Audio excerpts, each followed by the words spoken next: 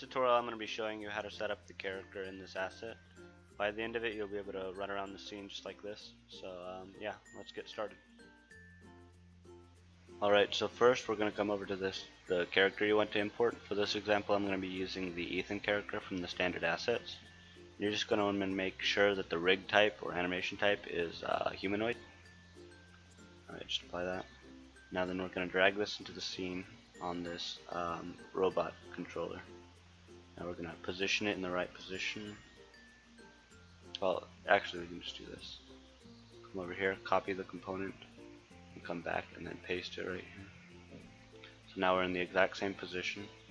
Move this down. So we're going to duplicate this, rename it to Ethan underscore controller. Now we're going to go under it, delete all the insides except for this view target. And now we're going to disable the original. And now we're going to go under Ethan, grab all of his objects, and drag them under here.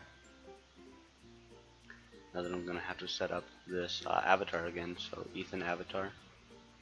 Now all that should be good. So now we can go over here and delete this leftover object. So now we have a controller with Ethan on it. Now there's still a few things we need to set up though. So the feet are actually a little bit different on this rig, so what you're going to have to do is reset up things. So first we're going to disable rotation, well, remove the rotation. Then we're going to figure out what all these values do for this specific transform. So we're just going to say 0.1 or 1.1. Alright, now then this one, I know for a fact that this one is going to be -1. And this is just the mirror axis because your left and right foot don't move in the same transform. So we're going to make this height smaller, so 0.05, 0.05, and then we're going to move it down 0.06, 0.06. Yeah.